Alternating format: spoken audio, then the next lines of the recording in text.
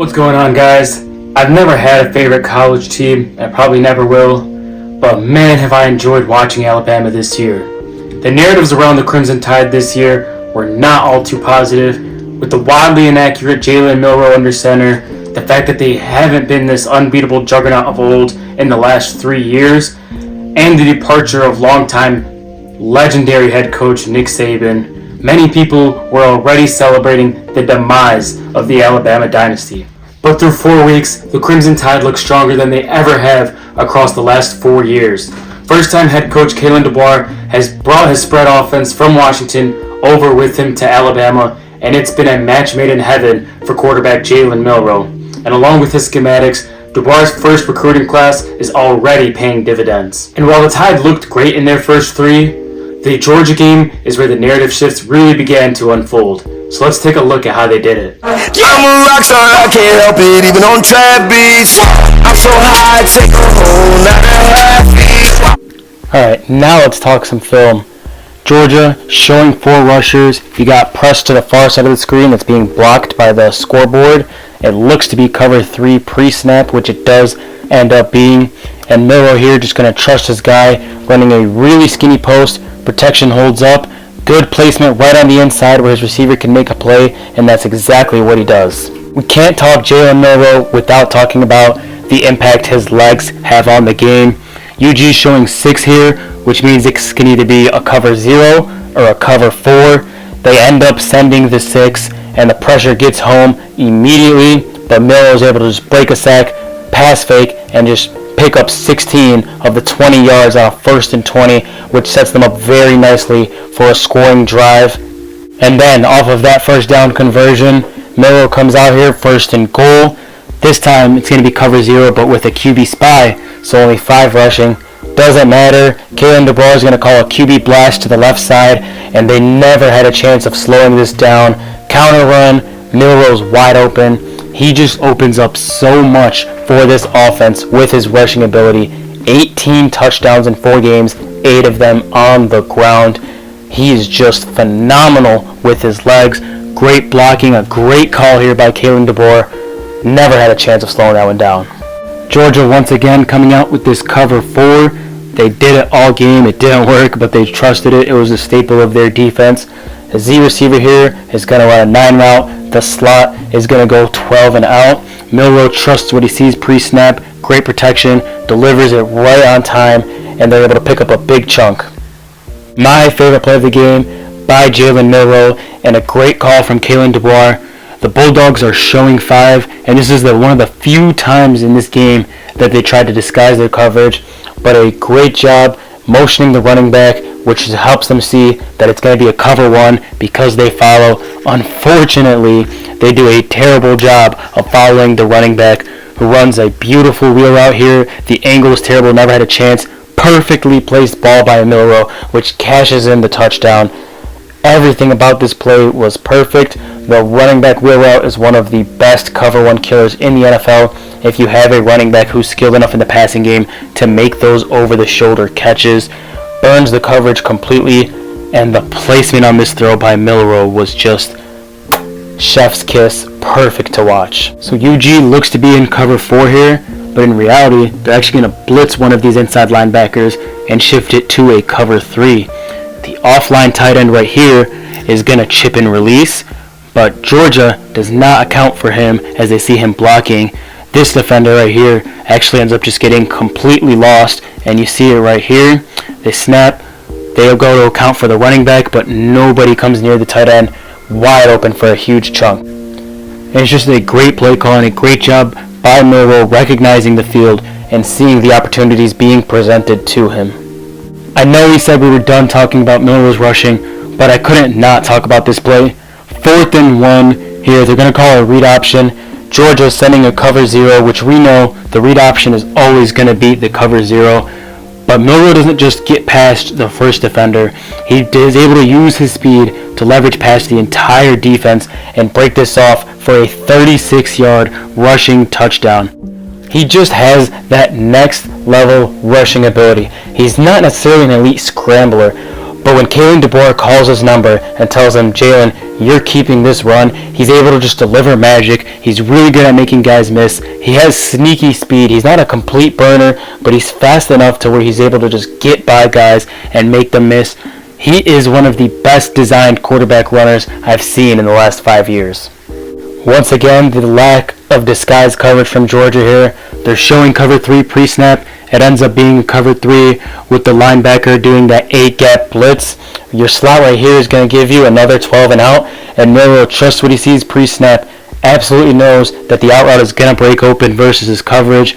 Nice play action, resets, delivers it right out of the break, right where it needs to be. Another easy chunk gain. So now we get to talk about Milroe's interception here. Georgia, once again, coming out in that cover 4. Your halfback is going to get on a swing route here. Your Y is going to run a streak to clear out the middle for this tight end to once again chip and release, breaking wide open. And it works. The concept absolutely works. Nobody accounts for the tight end again. He comes in the middle of the field, right in his hands, drops it twice and picked off by Georgia. That was Milroe's first interception of the year, and it was obviously not his fault. It just goes to show you how well his job he's doing reading defenses and making those pre-snap decisions. A great call, a great design, just dropped. So after the botched kickoff, Alabama's pinned inside their own 10, 2nd and 6 on their own 7. For some reason, they're coming out 5 empty. Not sure what the call is here by Kalen DeBoer, but it's either a cover 4 or a cover 0 here from Georgia. Surprise, surprise. It ends up being the cover 0 with UG sending 6. Milroe's under pressure. He knows where he wants to go to this quick little in route. It's a good enough ball. It's not a great ball, but he moves the chains. A good catch by his receiver as well. But let's be honest, we all know why you're here. This is the play of the game. Bama's offense has been so unproductive in this second half to the point where now they actually trail by 1 point. So what do Kalen DeBoer and Jalen Milroe dial up? UG shows cover 4 drop, so only 3 rushers, 8 men in coverage, and the outside receivers are facing press coverage. Both Bama receivers on the outside are going to run 9 routes. The tight end is going to run a clear out over the middle here with the stick. So what you're looking for, if you're Bama, you're trying to see if either of your receivers will beat their press coverage. If not, your tight end is going to come across here and drag the attention of this hook defender right here, which is going to free up the stick route as an easy check down. However, Milroe puts his trust in Ryan Williams, probably the greatest wide receiver prospect ever. He makes the phenomenal adjustment, back shoulders this ball, somehow jukes out the entire Georgia defense after catch. This is truly one of the greatest plays I've ever seen in the history of college football. I will talk about Ryan Williams many times in the future because he looks to be a future number 1 overall pick at this point. Great play design from Kalen DeBoer. Great accuracy on the throw from Milroe. Much better adjustment than the throw, I can't lie to you. But Milroe, in the heat of the battle, keeps his poise, delivers an absolute laser, and Bama ends up securing the victory. Just an absolutely phenomenal play. So where does all of this leave us? Well, for the rest of this college season, I think that Jalen Milroe is going to take home the Heisman Trophy this year. With his insane touchdown upside already at 18, I think he brings that home. And for the playoffs, Bama and Texas are the clear top 2 teams to me, and I can't wait to see them play if we get that matchup. It's a game we haven't had in a long time in the playoff, and I just think it's going to be absolute fireworks. As for Milroe's NFL future, he's playing himself into a first-round pick right now, and he can shoot all the way up into the top 10 and even the top 5 if he keeps this level of play up.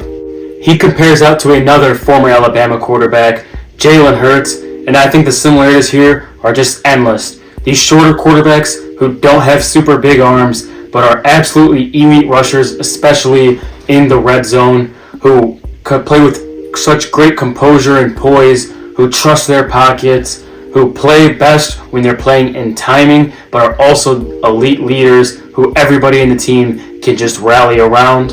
And people forget, that Jalen Hurts was not seen as a guy who could play quarterback in the NFL. He was seen as a reach in the second round and as the worst pick in the draft and a fireable offense by Howie Roseman. But just like how we saw Jalen Hurts develop, if you get Milroe into a situation with good coaches who are going to let him sit and learn the ropes, specifically clean up his accuracy, then he will be a franchise quarterback in the NFL.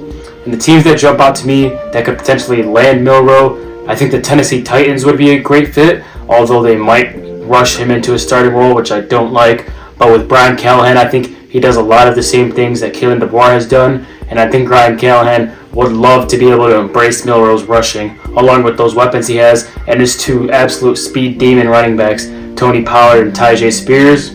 The Saints are also a team that could get him, but the one that interests me the most is the Seattle Seahawks. Geno Smith is beyond good enough for Milroe to sit for 2+ years. He's doing the job, but getting with Ryan Grubb and running that same offense, playing with all of these weapons, and give them time to build the offensive line as well, I think that is the situation where Milroe could truly shine. That's all I got for you guys this week, and knowing my history this year. But in all seriousness, I'm hoping to do this every week, where I cover the biggest narrative shifts in college football and the NFL. It's not always going to be quarterbacks, but it's probably going to be the vast majority of it. But until then, see you next time. 10 straight until losing in the college football playoff. Milroe with everybody covered on the run, then throws it the last second to Law inside the 10 and into the